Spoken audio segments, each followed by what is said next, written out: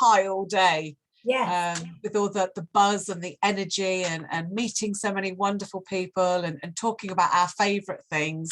Exactly. And then sort of once we've finished, I don't know about you, but once we've finished, once the conference is finished, it's everything's shut, it's like straight down.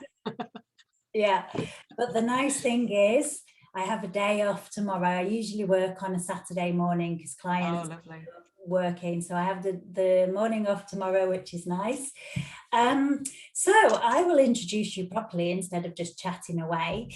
Helen is a hypnotherapist and she works with hot flushes very, very well. So she's the pioneer of the Menopause Relief Program, which has gained national and international recognition for helping ladies with their hot flushes. So I met Helen, I don't know even how many years ago it was, at Hypnobiz in the Gold Coast. And I chatted to her, and I think I'm on your mailing list, but I never got round to like chatting to you again. And then here we are a couple of years later, and I went, oh, I know the perfect person. And so I messaged Helen, and she was on holiday, and she said, look, I'm on holiday, but I'll speak. And here she is, very excited to have you here, and all the way from the UK. It's nice to hear another English voice. Cool, thank you very much. Can I share my screen? You can indeed. Let me just sort myself out, because it does take a few minutes to just perfect. From beginning, right, let's do that, because sometimes it's easier to have some pictures. There we go. Oh, sorry. Thank you very much, Vanessa, for giving me such a lovely warm welcome. As you can tell, I'm from England as well. I'm from the very bottom end of the country, the southwest. We like to think we're the southwest, you know, down here, you know. We're a little bit, well, you know what, we're the southwest. We're a little bit, not snobby, but, you know, just a little bit down here. And that's because we're on the coast and we lead into some beautiful coastline, you know, from where I am, well, I say just across, but in Australian terms, it's probably just around the corner. We've got places like Devon and Dorset and Cornwall. Now for us, you're looking at a good 4 or 5 hour drive down to Cornwall, because our roads are so countrified and so old. It takes a lot longer to get anywhere than it does in Australia. And I have to say, the conference where I met Vanessa, I still, it's almost in March, it'll be 2 years ago, but I do remember it was such fondness that I'm desperate to get back to Australia. I have to say, I really, really want to get back to Australia. I do have fingers crossed plans to come back next year and do some stuff with some friends. So that will be absolutely fantastic. We'll really keep our fingers crossed that that comes off. So anyway, so you can follow me on Facebook if you would like to. You can find me at Pebbles Hypnotherapy. If you're a hypnotherapist, then you can also join my positive hypnosis group, and that is a support group for hypnotherapists. The Pebbles Hypnotherapy group is for people that aren't hypnotherapists, people that are hypnotherapists, and we do lots of little bits and bobs in there. I do lots of live videos in that one. They are just me at the time, so warts and all, mistakes and all, it just all comes out and we just go for it. So you can also find me on Twitter. I don't do Twitter very often, but you can actually find me on Twitter, or you can connect with me on LinkedIn if you would like to. I would love to see as many people as possible. So a quick little bit of information for you about me, because I'm aware that some of you don't know me very well or don't know me at all. I was a primary school teacher for 13 years, which meant I taught those children from around about 5 all the way up to 11. I thoroughly enjoyed teaching, and I thoroughly enjoyed teaching the children, especially the younger ones that were sort of, we would call it key stage ones. That'd be those sort of 5-year-olds to 7-year-olds. I really loved, it's probably because I'm on the same mental wavelength as those children, and I thoroughly enjoyed it. but I became a hypnotherapist because I struggled with all the stress and the workload of teaching full-time. So I actually did part-time teaching and part-time hypnotherapy for quite some time. In 2015, I waved goodbye to teaching in schools and became a full-time hypnotherapist. I gave myself a year to really get it going and to sort of get everything working and up and running so that I could actually do that. And I still consider myself very much a teacher. And I tell all my clients when they come in, I am going to teach you how to manage these certain issues, how to deal with them, how to get rid of those negative thoughts, those hot flushes and whatever it is that they come into me about.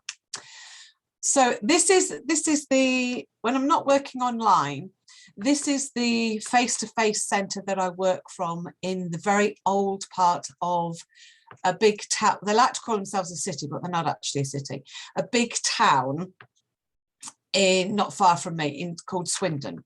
And it's a really old, quaint building. It's very uneven. There's no floor that's absolutely level. It's all higgledy-piggledy.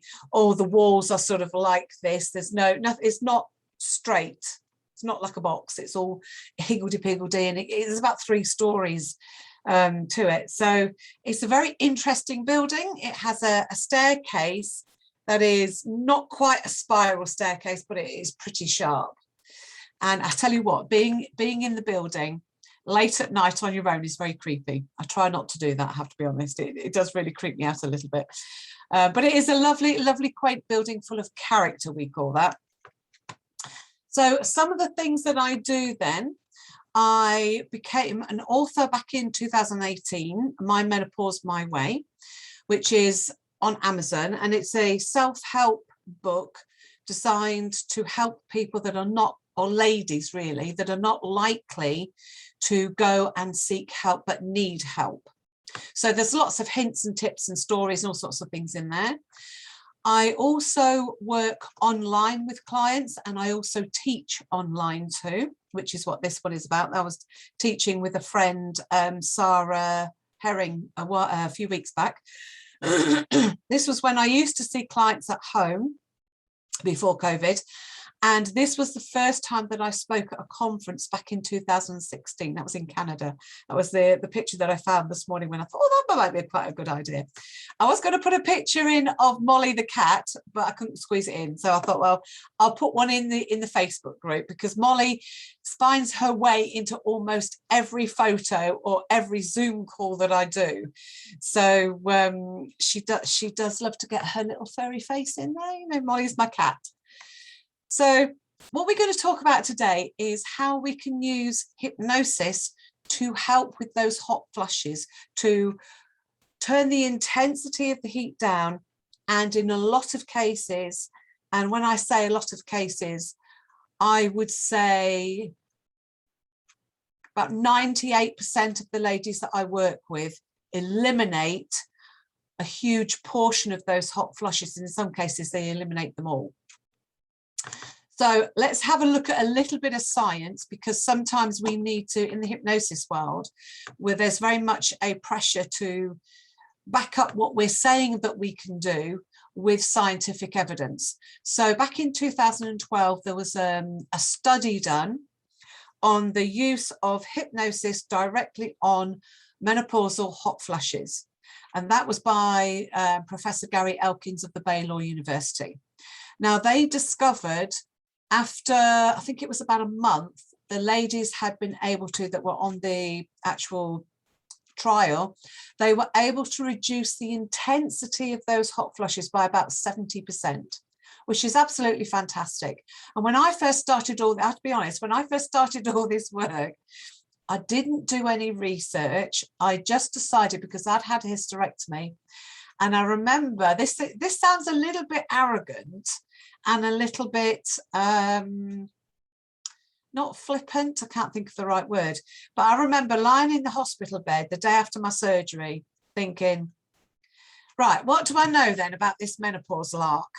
Okay, so no more periods. Yes, thank you. That will be great. oh, and hot flushes. And then the next thought went, well, I'm not doing that. And this is why I think it sounds a little bit arrogant, but that thought just went straight through. I'm not doing hot flushes. Not having that. I'm a hypnotherapist. I am not doing that. And then, of course, I set about, without realizing it too much, I set about altering some things in my life, just little tiny things, noticing lots of different things, noticing the symptoms that I was having and all that sort of thing.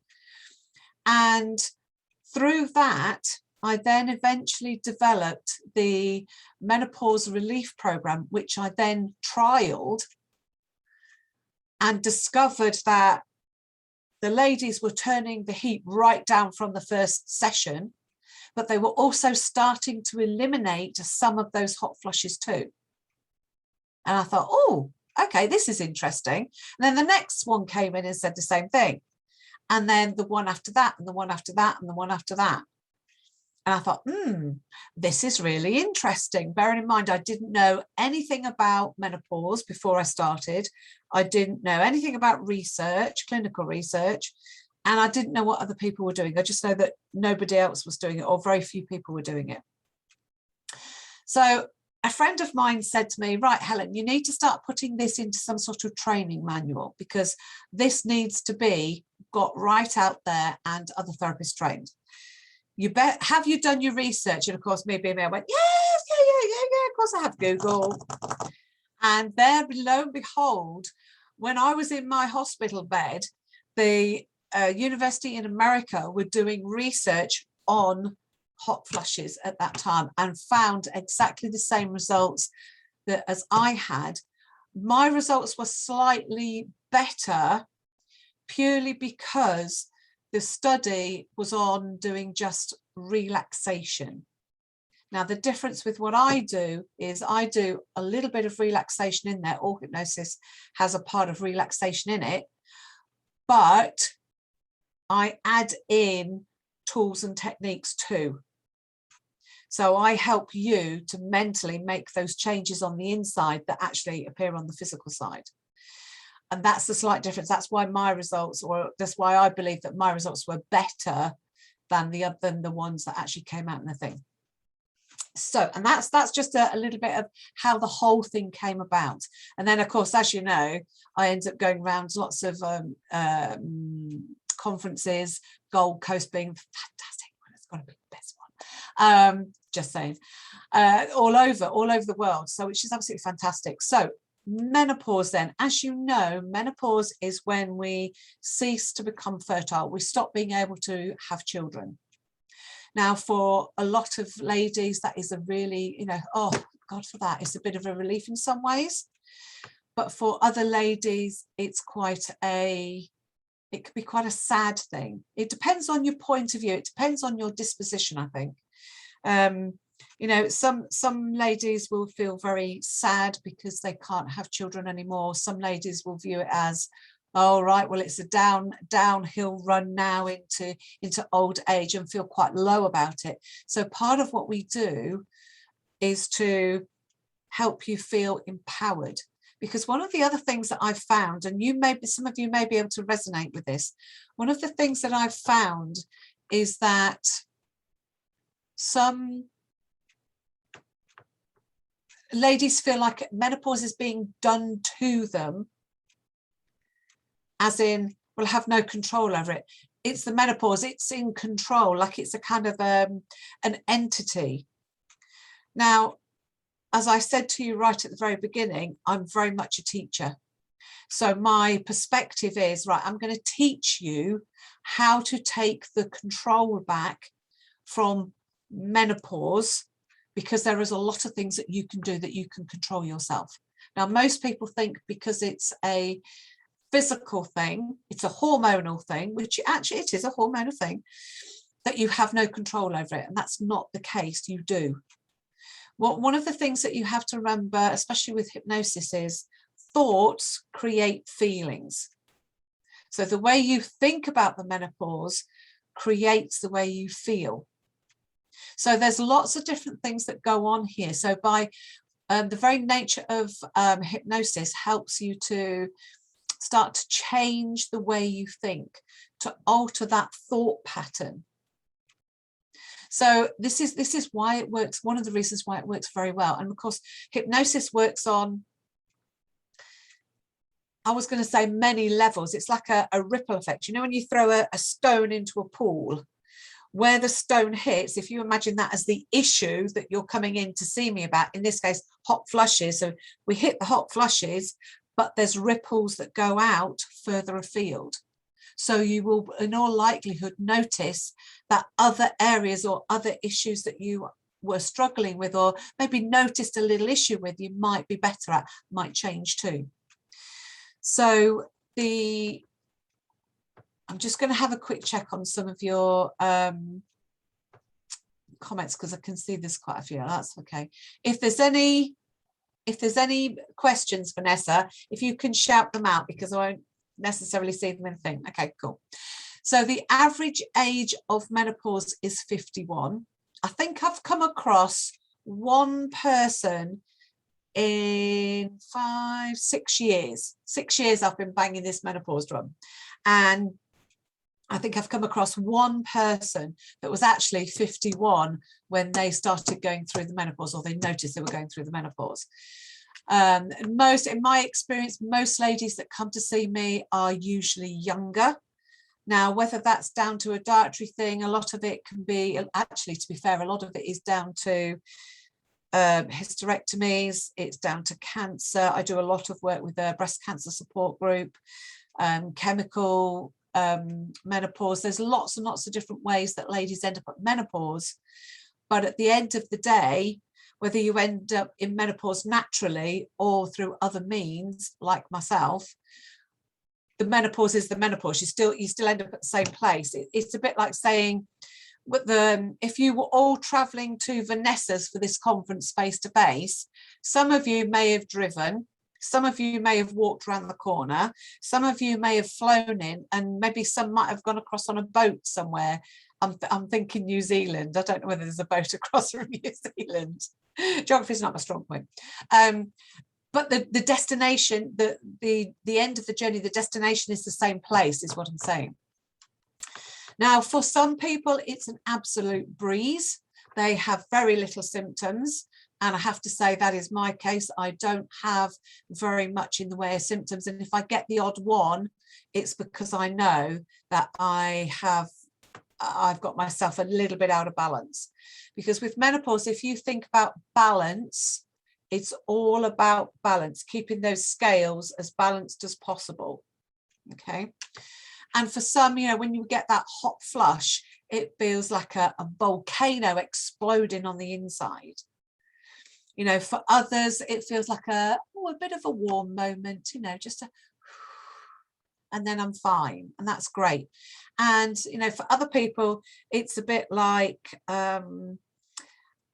here in the UK, we have radiators on the wall. And when you switch them on, and we know this now because we've all switched our radiators, it's quite cold here at the moment, especially as southern softies, as we call ourselves, because we get slightly nippy and we go, oh, let's have the heating on, let's have all the fires on and everything. You know, and it's only about 2 degrees colder than the summer. So when you switch it on, the radiator has kind of like a heat glow around it. And sometimes you can feel that on the inside. Now, hot flushes tend to be internal, because some people often say, well, how do you know the difference between hot flush and just being hot?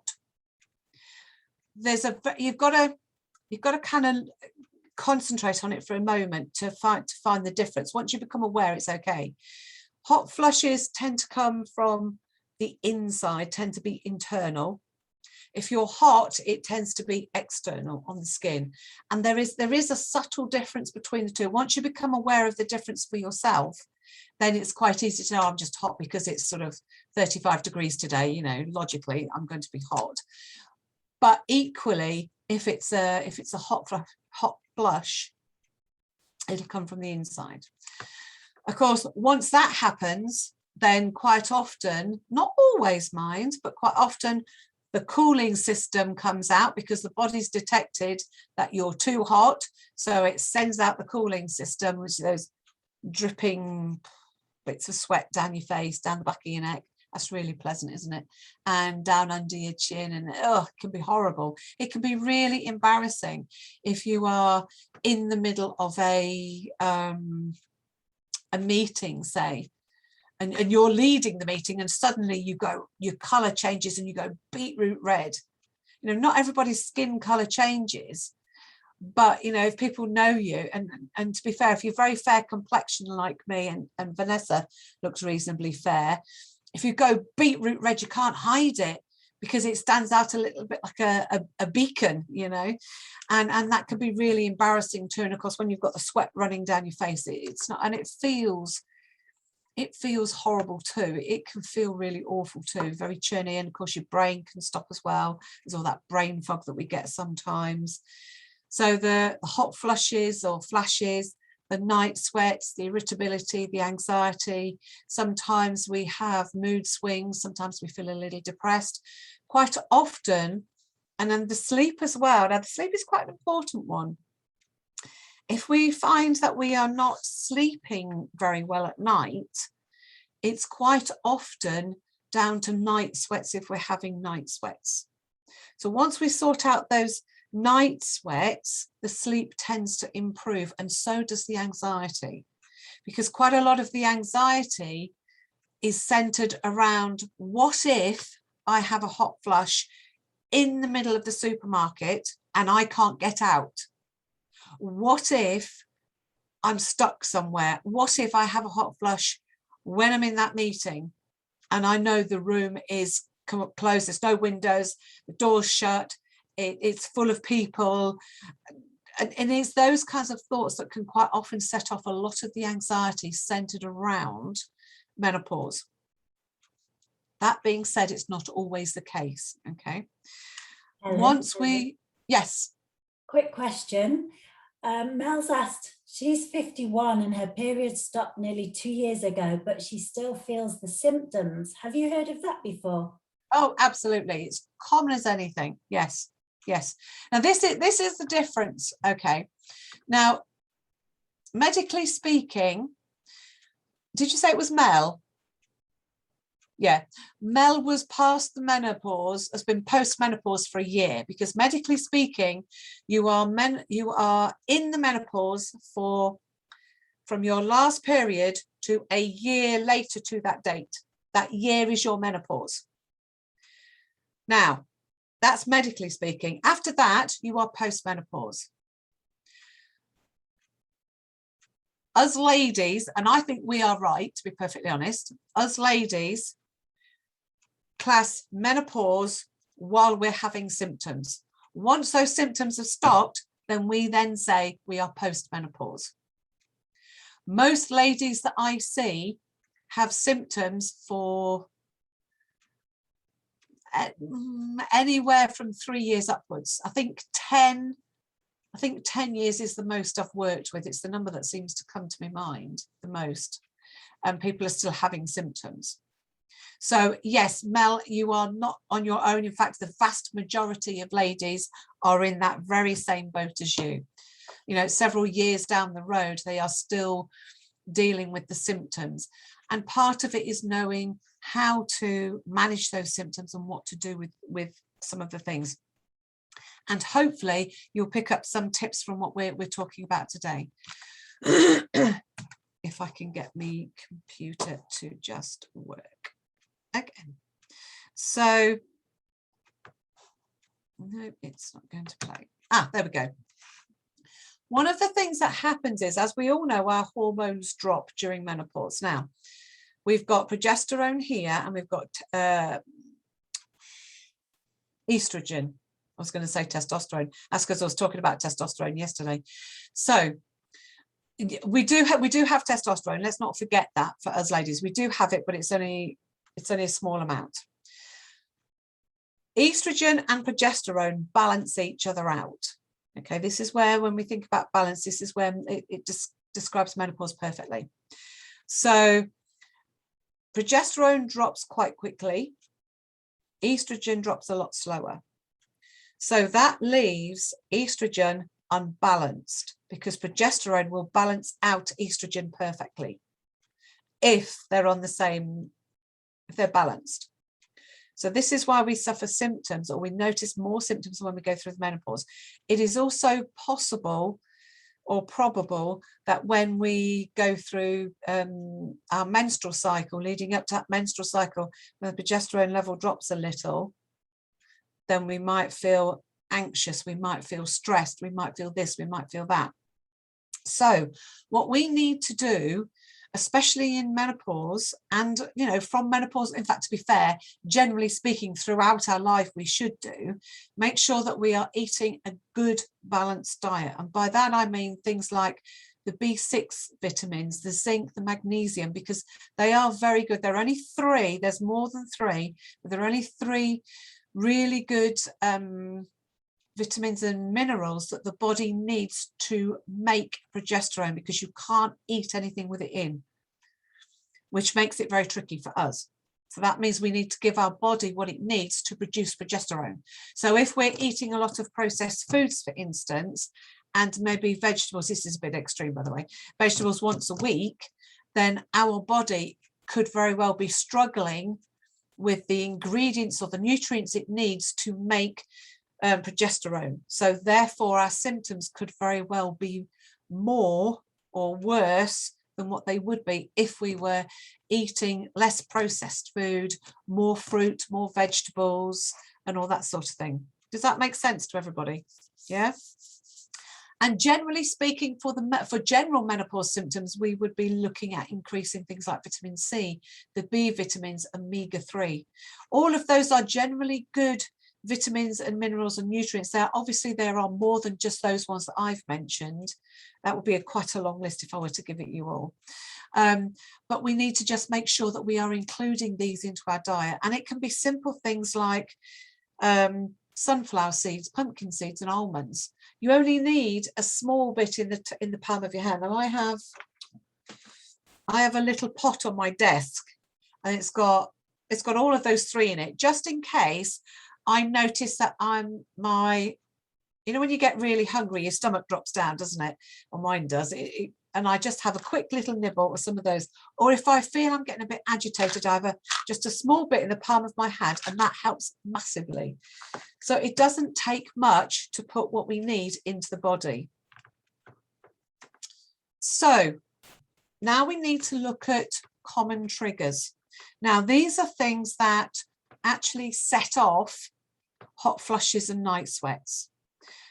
Stress is the biggest trigger. In my opinion, it's the biggest trigger to a hot flush and night sweats too. Because, and this is why, because stress is part of the body's fight or flight stuff. So when we are highly stressed, the body is on high alert, ready to run, because there's a perceived threat in some way. So it's always about survival of the species, or have that good old fisticuffs. Okay. So what the body does, what the brain does, is it diverts the resources that it needs to make cortisol, your main stress hormone, and adrenaline, so that you can do that, or you can do that, away from everything else, because that is the top priority above everything else. So progesterone levels can drop even further. Hormone levels can drop, because the body then doesn't have whatever's left. It's then got that much to make progesterone in this case, when actually there was this much available, but now it's only got that much. So keeping a check on your stress levels, managing your stress levels, will improve your symptoms too. Okay. Alcohol. This is one, and I always say this goes down like a lead balloon when I talk to clients about this one. Red wine, I found, is a particular cause of night sweats.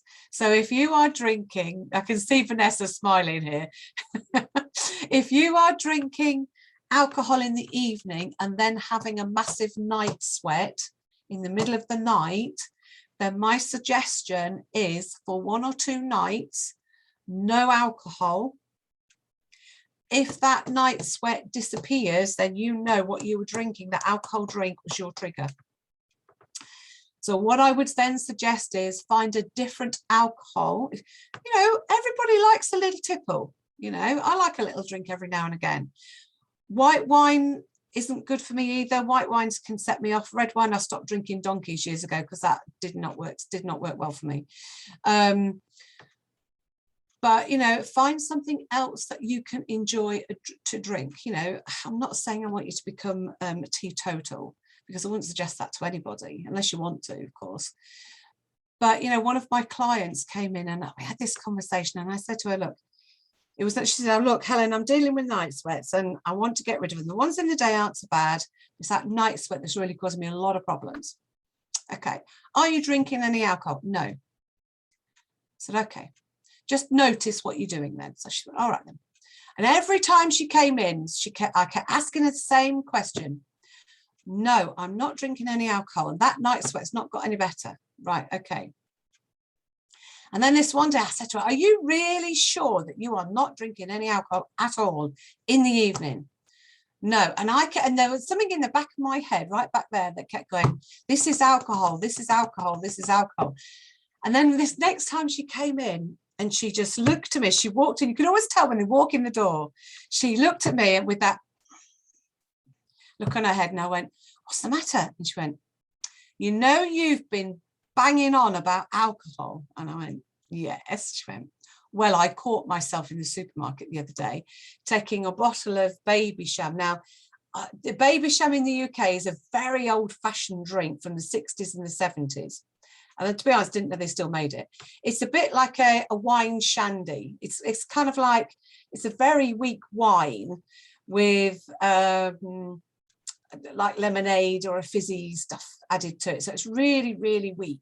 I think the alcohol content is so low, it's hardly worth mentioning, which is why it hadn't clicked with her until she put it in her basket. And I'm guessing as she put it in her basket, she must have caught sight of the alcohol content. And she went, and it must have just clicked. All the nagging that I've done must have just clicked, because she came and she said, so I didn't have my baby sham that night. And lo and behold, I slept really well, and that night sweat disappeared in an instant. So sometimes it doesn't matter how little alcohol is present, it can still be a trigger for you. So it's about noticing those things that are setting off those hot flushes and those night sweats, because we're talking about making little tiny changes and little tiny tweaks to our lifestyles, what we're currently doing, just little tiny things here and there, just to make things improve the situation. And tiredness is another one. If you're burning the candle at both ends, you're getting up really early, you're working for, you know, sort of 12 hours, 9, 10, 11, 12 hours a day, even 6 or 7 hours, 10, 8 hours can be exhausting depending on what it is that you're doing. You know, it might be that you're not getting enough rest. That may be a trigger too. And to be fair, there are lots of other triggers. It's just bringing into your awareness that there are some things that will be setting off quite a portion of your hot flushes and your night sweats too. Does that make sense for everyone? Yeah, getting lots of nods. Good, cool. So this is Alison. Oops, let me go back one. I'm just going to, she was, oh my God, she was a classic case. Let me just play this for you, because it's a couple of, I think it's only about a minute, but she will explain very well how she was when she first came to me. And you can see how she looks. Hi, I'm making a video diary regarding my hypnotherapy with Helen Breward. So we're on week 1. I'm having hot flushes during the day, probably 10 to 15, pretty high intensity, strawberry pink, feel as though I could claw my skin off. And also night sweats, waking me up 2, 3, 4, 5, 6 times a night, so I'm properly tired. So I've gone to Helen in absolute desperation. She's given me a CD to play every night, as well as having a hypnotherapy session with her. And also we're looking at triggers to what sets off the hot flushes and the night sweats. So I have high hopes. We're going to give it a couple of weeks, and then I'm going to go back for a second session. So here's hoping. Now, Alison it said to me, look, I want to do this because I know that what I'm going to say will help other people. But she has actually downplayed her symptoms here, because I know fine well they were a lot worse than what she's actually mentioned here on the video. She was a real extreme case. But this was her about 6 weeks later. Oh, it's about week 6. I've been working with Helen for about 6 weeks now. I have to say that my hot flushes are reduced in intensity and also reduced in number. So I'm now down to about only 2 or 3 a day. We've really clearly worked out what the triggers are, whether I get anxious, stressed out. So I've had to thin my diary out, so I'm not rushing around to appointments. That's made a huge difference. And the night sweats are much better. So I'm not waking up as much during the night, maybe once or twice, and the intensity is much less. So this has been part of a whole holistic approach, but has certainly made a huge difference to my life. And I recommend that anybody else should try it, because it gets to the point where you really just want to rip your skin off. And I got to that point, and I didn't hold out any hope of fixing it. And Helen was very much part of helping me manage those symptoms, and long may it continue. So Alison was one of those ladies that night. Those night sweats that she was talking about were definitely triggered by red wine. So when I said that to her, when she realized, oh my God, her face hit the floor, and she said, oh gee, I said, look, try something else. So she's since found quite a few different drinks that she can drink but not have that night sweat as a result. Stress was also a massive trigger for her, a massive trigger. And like she said, she had to thin her diary down a bit. She had to slow down just that little tiny bit to improve her symptoms. But what she does show is that you can actually take charge of your symptoms, which is what she did, and made a massive difference to herself. And one of the things that made the biggest difference was listening to her hypnosis recordings that we did when we were having sessions. Any questions? There was, can you hear me? Yes. Mm-hmm. Yep. Where was that question? Sorry, going back to pumpkin seeds. Oh, yep. Where is it? Let me just find it. I will be with you in 2 seconds. How many serves do we need daily of the seeds? Oh, now that's an interesting one. I would say just a tiny small amount, just one little small amount in the palm of your hand. Obviously, for each individual, and you do have to understand, I'm not a nutritionist, this is what I've found that works.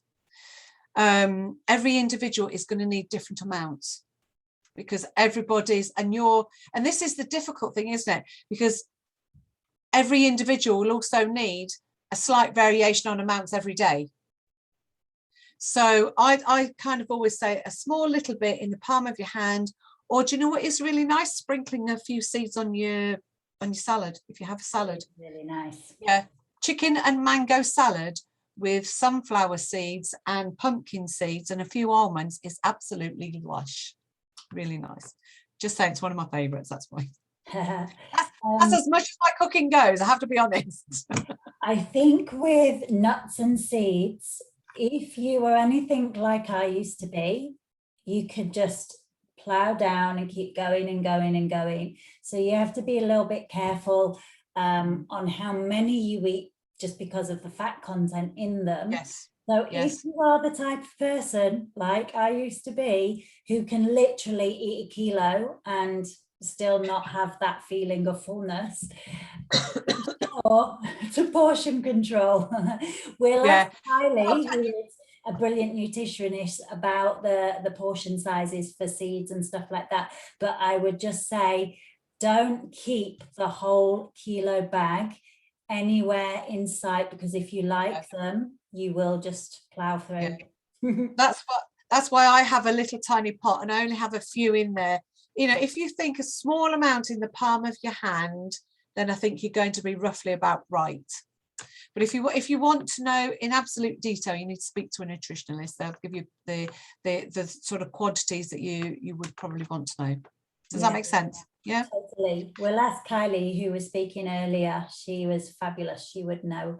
Another question, Helen, is back to, when we were talking about still having the symptoms after the periods have stopped. Yeah. If the symptoms after you finished your periods are getting worse, is that normal? I have heard of it, yes. But you see, I think sometimes we have to remember what we actually do, our remit. So if you are, and I say this to every single client that comes through my door, whether it's for menopause or whether it's for stress or anything else, if you are concerned about your symptoms, you must go and get medical advice. But yes, I have heard of, when people stop their periods, that the symptoms can get worse. And again, that is probably to do with the imbalance of hormones. But what I'm also saying to you is you need to look at your lifestyle. How much are you rushing around? How stressed are you? Are you getting enough rest? Are you eating a lot of processed food, or are you eating more, I'm going to call it natural food? I was going to say normal actually, but natural food. Are you drinking a lot of coffee, tea, alcohol, those things? So make little tiny changes, because if I said to you, look, I want you to change the whole of your life, you'd immediately go, oh my God, I can't do that, Helen. Oh, no, that's way too much. But it's not a case that it's making little tiny changes here and there. So if, for instance, and I've had this, Helen, how many cups of coffee are you drinking a day? Well, do you want the honest answer, or do you want what I was going to tell you? Right, I'll have the honest answer. Come on. Well, it's about 12, Helen. Right, okay, so that's 15 then. What I suggest you do then is to cut down your coffee. So take out 1 cup of coffee, and that's all I'm going to say to somebody, is to remove 1 out of the equation.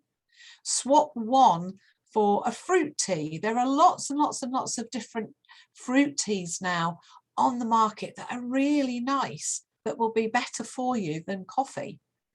And of course, I said that to one lady and she went, okay, I can manage 1. You see, this is why we're talking about little tiny things, because the immediate response was, oh, I can manage that. If I said to her, look, I want you to cut out 10 of those cups of coffee, she would have immediately gone, oh no, I can't do that, that's too much. And can you imagine all the withdrawal from that? Geez. Ooh, that could have been, that literally could have been a hospital job, actually, to be fair. So one thing at a time, a little bit at a time. So check all of those things. It is, like I said to you before, it's about balance. Make sure that your life and everything is in balance as much as possible. And Nessa. Those, taking little steps, it's about taking those little steps because you will be able to be consistent with them. Yes. Anyone can go, oh, well, I'll give up those 12 cups of coffee tomorrow and do it, have the massive detox effect, go, oh my God, I can't, I can't live anymore. And then straight back onto it and probably then have 15 cups of coffee a day. Yeah. Yeah. Same with food, you give it all up and then you want more afterwards. So it's taking the steps that are small enough to make sure you can be consistent. And then when you're consistent with that one step, take another cup of coffee away, another cup of coffee. Yeah. And it's about making those tiny little changes, and in some cases finding alternatives, like the alcohol, for instance. There are ways around things. There are alternatives that you can do. It may be that you suddenly can't eat, or find that eating dairy food is suddenly not agreeing with you, or you notice when you've had a chunk of cheese, that particular let's say cheddar, for instance, because we eat a lot of cheddar cheese over here in the UK. So maybe you've had a nice big chunk of cheddar cheese that you could eat, you've been eating for years, and then all of a sudden you notice that about 20 minutes later you've got a hot flush. Mm. Hang on a second, let's stop that for a week and see if that makes any, or a couple of days, and see if that makes any difference, because the body changes physically. So you will find too that there'll be things that you couldn't eat before that you can eat now, things that you didn't like before you like now, and equally the reverse, things that you used to like you can't stand, and things that you could eat you can't eat. So because the body is literally changing. So it's about, you know, making sure that you get out for a walk as well. You know, exercise is so important too. And I think, oh, Nerissa, I suddenly love beetroot and crave it every day. Interesting, because that has the magnesium in. Yes. That maybe your body is craving, Nerissa. And then Mel said, I gave up smoking beginning of the year and reduced my coffee from 4 cups to 1 a day, but still feel my symptoms. Would I be right thinking it's stress, and tiredness? Stress, diet and tiredness. Yeah, it could very well be. Without having an in-depth conversation with you personally, I would say it's a big possibility. But I don't know the rest of what's going on. What I would like to do, if we've still got time, because I think we've still got a little bit of time, haven't we, Vanessa? I'll keep going until you tell me to stop. Yeah, go for it. What I'd like to do, and you are, I'll tell you what I will do, Vanessa. Hang on, let me just get my phone up. I will record. Oh, hang on, just give me 2 seconds. I'd like to do some hypnosis with you. If you don't want to take part, that's fine. You don't have to. If you would like to take part, then please feel free to do so. I will also, I've got my calculator now, record it on my phone and send it to you, Vanessa, so that you've got the recording, the hypnosis recording on its own separately, if people want it separate from the whole of the talk. Perfect, thank you. That makes sense. Yeah. It's sometimes easier, isn't it? Yeah, it is. Yeah? Okay. So is everybody ready? I'm just looking at you, Vanessa, to give me a thumbs up here. Yes. Everybody ready? And we've got about 10 minutes or so. Cool, right, I'm going. All right, ready? Okay, so all I would like you to do is to just get yourself nice and comfortable wherever you are. And then I want you to just look at the wall in front of you and find a nice spot. And as you do that, I want you to take in a nice, big, deep, calm breath.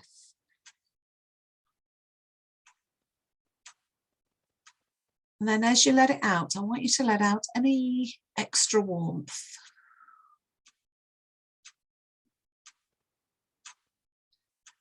And then breathe in a nice, big, peaceful breath.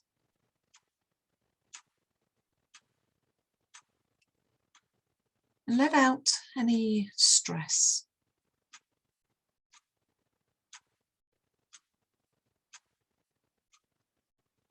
And then breathe in tranquility. And as you breathe out, I want you to allow your eyes to close, but breathe out any worries that you might have. And as those eyes close, you can feel yourself just sinking down deeper and deeper, down and down, into that lovely space, a wonderful space, a beautiful space, where you can just rest and be. This is a lovely, calm feeling.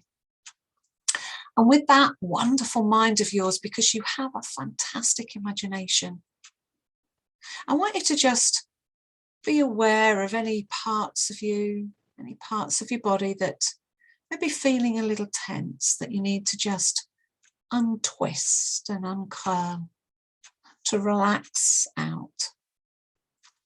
That's it.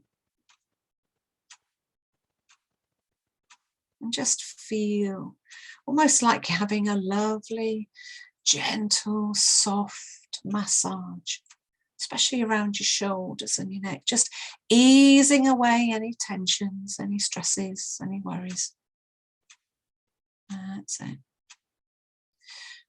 And with that wonderful imagination, I wonder if you can just imagine now that you're stood on a beach, nice and calm. This is the most beautiful beach. Nobody is here but you. It's your beach. And as you look straight at the horizon in front of you, you'll see that the sun is just sinking down deeper and deeper, down and down towards the horizon.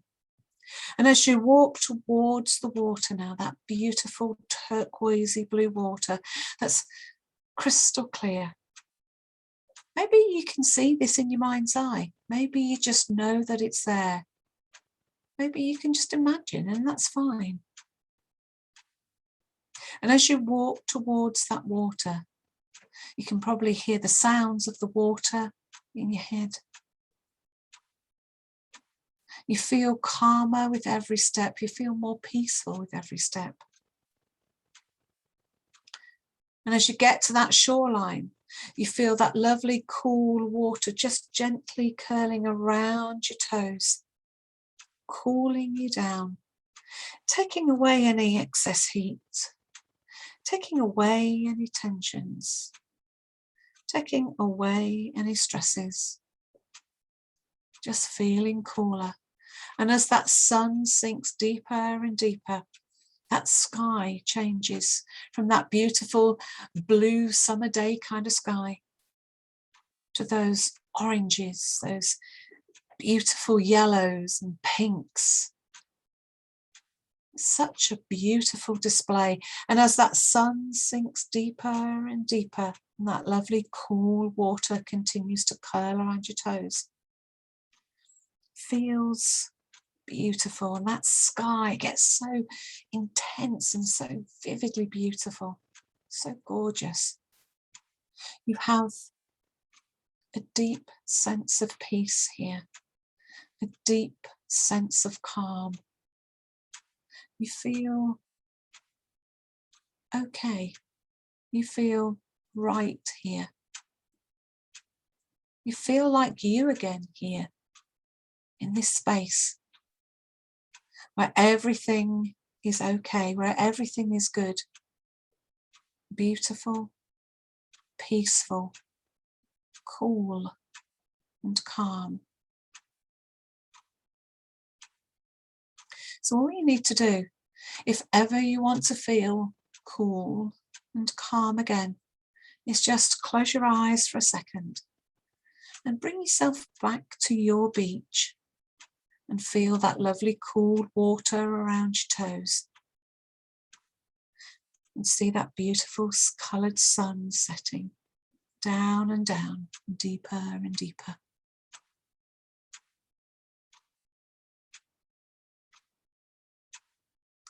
So now, feeling cool and calm and peaceful, I'm going to prepare to bring you back to the here and now, feeling calm, relaxed and cool. So when you're ready, you can open your eyes.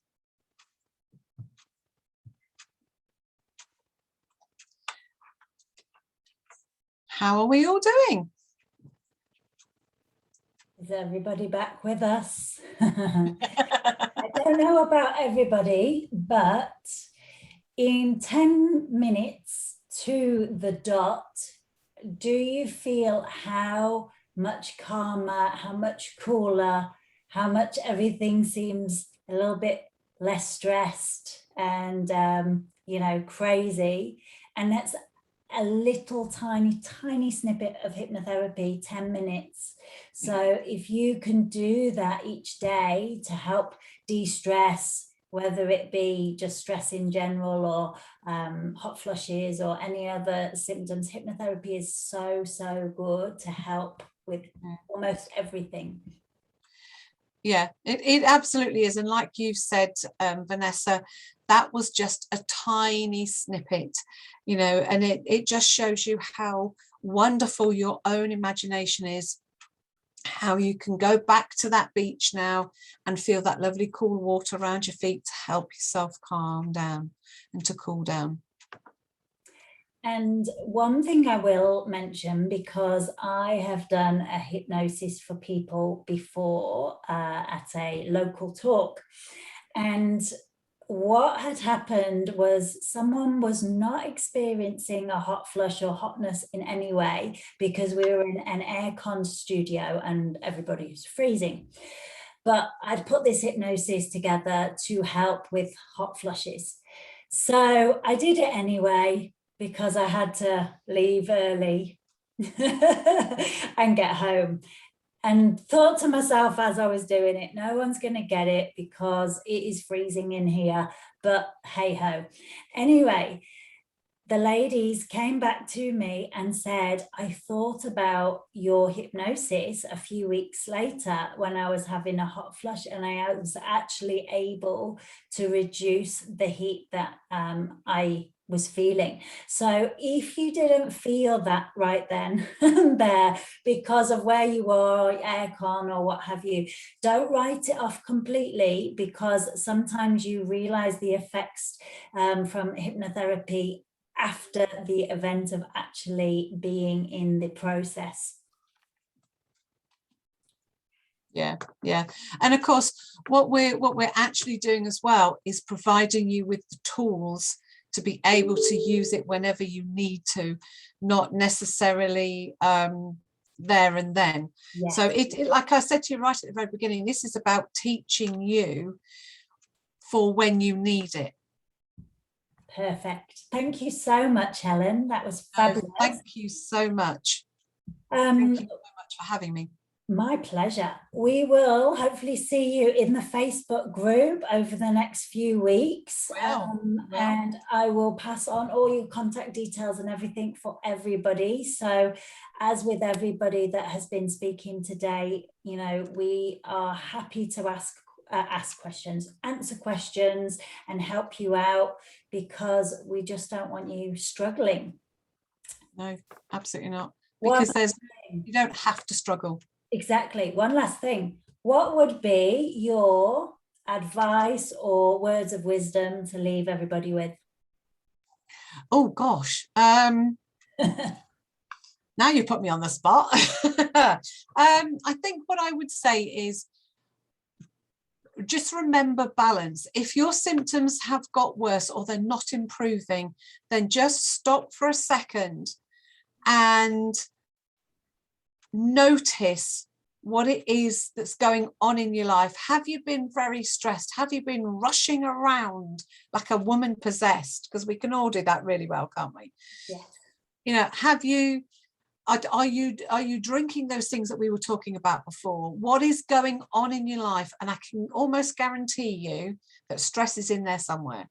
Mm-hmm. So what is it that you can change? What can you do right there and then? What can you be aware of that will make a difference? And like we said, you don't have to struggle.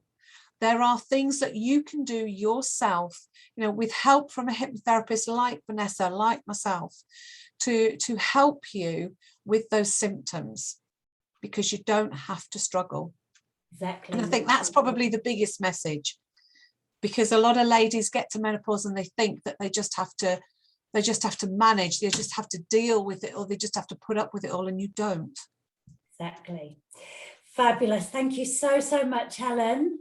Have a fabulous day. You're just at the start of your day. I am. I'm going to go and get my breakfast in a minute, because I've got 2 little blonde bombshells running through my door shortly, because they're on the way to school. Okay, go and have your breakfast and we will speak to you soon. Thank you so much. Cool. Thank you so much for having me. Bye, everyone.